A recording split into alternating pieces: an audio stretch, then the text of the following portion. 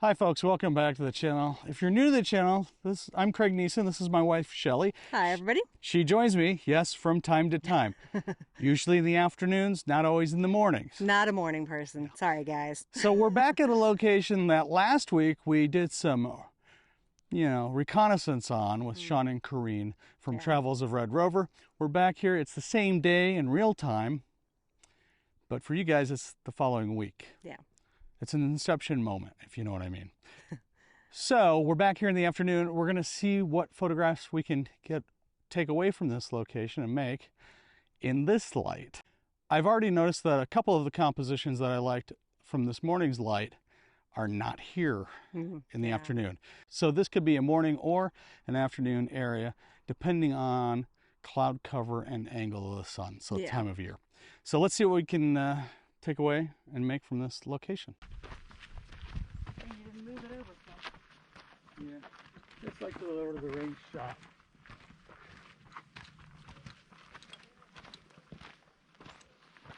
So this feature that I'm standing in front of right here is one of the features that I tagged when we did our recon earlier this morning, which was last week's episode for you guys. I've taken two different focal length exposures of this, basically two different compositions of the same rock.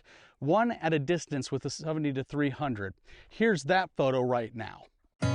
So here's the overexposed frame from the 3 frames that I took of this composition and this subject in the field that day. This is the underexposed photograph from that outing. And next up will be the base exposure, as the camera thinks it should be. You see the problems that I have? I like the light in here. I love the side light on that rock formation. Don't like the sky. I love the sky in the -3 stops exposure. So we're going to take the 3 of them together. Yes, I've done this before. We're going to do a little blending here. We're going to take these 3 exposures, +3, -3, and a base exposure, and blend them together to get a raw HDR photo. It's still nowhere near what I'm looking for. It's got that gorgeous side light. It's got a little bit more love in the sky. Not quite there yet, though. So now, we're going to do a little bit of post-processing on this and mainly concentrate on the areas in the sky. I wanted to bring back a little bit of the blue because I thought that raw was a little too washed out. This is almost perfection. I'm starting to notice some issues with my lens, my 70 to 300 kit lens, that I haven't seen. So I'm thinking vibrations from being moved all around the globe are starting to wear on it. Let me know what you think about this composition and this photograph. Let's get a discussion going down below.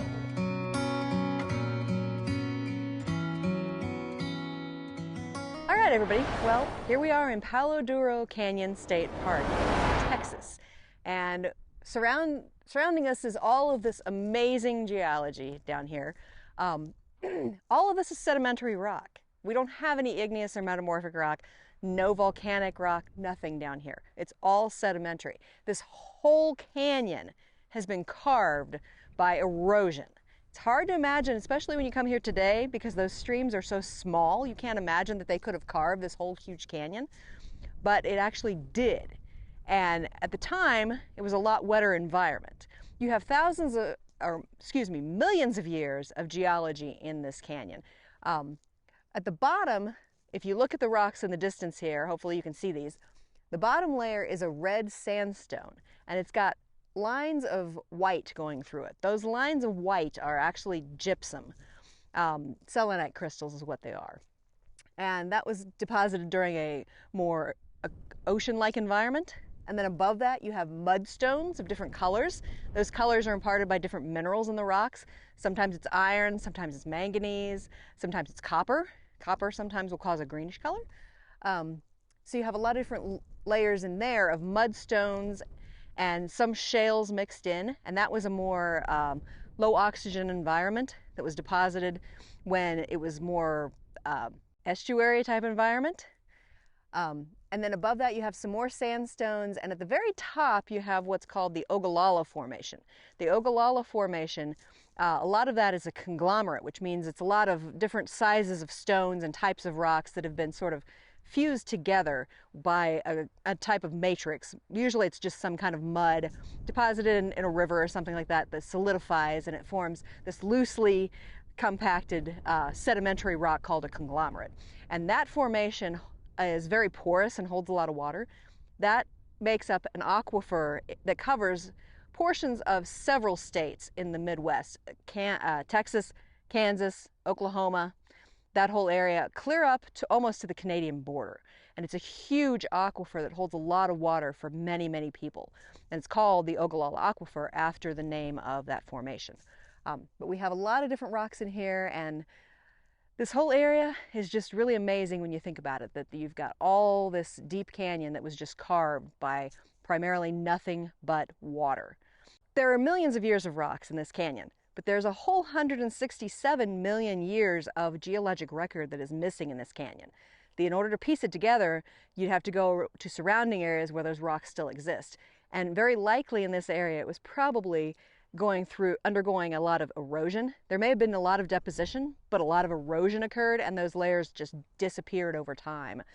And then more sediment was starting to deposit, and then you get these subsequent layers that are deposited. So there's a whole disconformity because of that, but all of it was sedimentary in origin. So that's how this canyon was formed. So if you ever come here, I highly recommend it. It's a beautiful area. You've got really interesting geologic formations, and you even have caves in some areas that you can check out. So for the second composition of the rock feature behind me, I got up close and personal with it. I pulled up my 14 to 24, set it to 14 mil, and these are those two photos that I made up close and personal with it right now. So here's the first one that's up close and personal. This is the underexposed by 3 stops exposure. That gives me that sky that looks closer to what I'm hoping for. Here's the base exposure as the camera thought it should be. The sky's a little bit too blown out for me, and the foreground is way too dark. This is the overexposed frame, and you can see everything in the foreground, but the sky is totally gone, and so are parts of the actual main subject. So here are the 3 exposures base, +3, -3, side by side. You can kind of see what's coming, can't you?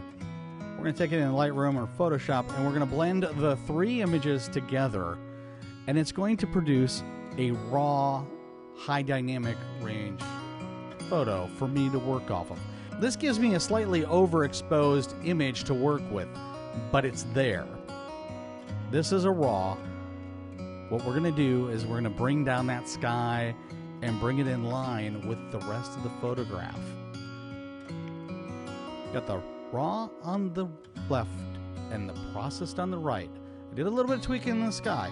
I wish the side light would have been a little bit better on this rock feature that night. I really like the side light that's happening farther back, but this one was actually shaded by something else. I can't remember if it was the canyon rim on the west side of the canyon or if there was something just off camera. How would you handle this situation? Let's talk about it down below.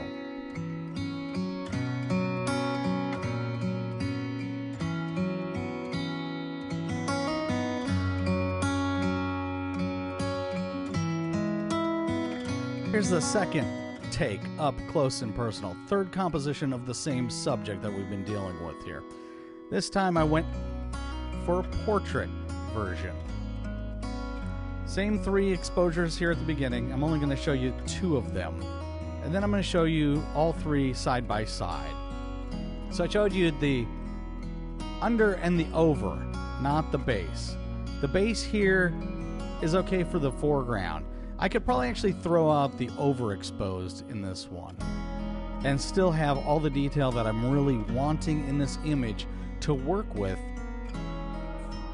to get the final photograph that I'm after. So here's the raw in all its flat glory in my mind. The sky is just way too overdone. It needs to come down about a stop. maybe a little bit more than a stop. Then we're going to dehaze it just a little bit. You'll see in just a second. So we got the raw on the left and the post-processed on the right. Post-processed looks so much better. Here again, if there was just a little bit of a hint of side light, but part of the problem is the sun was almost directly behind this. So if you ever gotten yourself into this situation where the light isn't coming from where you need it, I mean, it's an okay photograph. Probably not really portfolio worthy. Let's talk about this one down in the comments down below. I'd really like to hear some of your opinions on this. I've also noticed some stuff going on with that lens. We'll talk about that in the next photograph. Okay, so for my second subject from this morning's recon, we got this lone tree up on this rock outcropping up here. I've used my 70-300 at roughly 300 mil. You'll see the specs in just a little bit here. And I've left the left side of the image pretty much open because the story here is the tree is growing towards the sun. It really is. And that's it. That's all I got. It's a nice composition. I love the light that was coming onto it at this point. And I got to get moving because I got another composition of the same subject that I want to try to get and then get back down the hill and do a pano of the canyon valley. Hopefully I can get that all in still.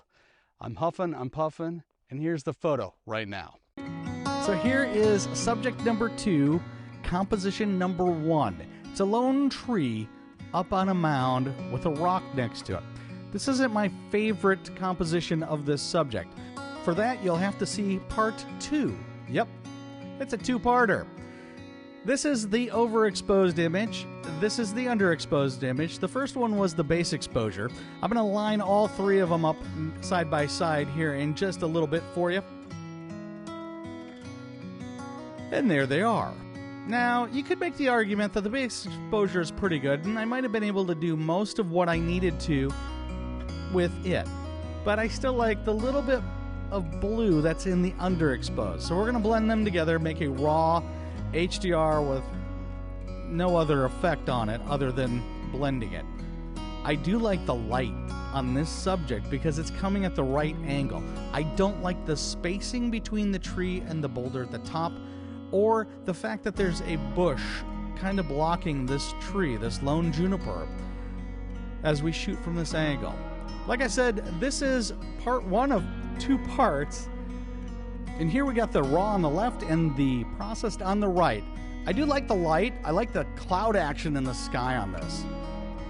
I just don't like the spacing. It feels congested. On top of that, if you zoom really tight in on this image, like 150%, you'll notice that my lens, even at f8 or f9, is starting to have some chromatic apparitions show up in weird places. I thought it might have been part of the blending effect, but it wasn't. So like I said, you're going to have to tune in for the next episode, part 2, to see the rest of the photos and the rest of the outing. We had such a great time hanging out with Sean and Corrine from Travels of Red Rover. If you haven't checked out their channel yet, please go do so and give them some love.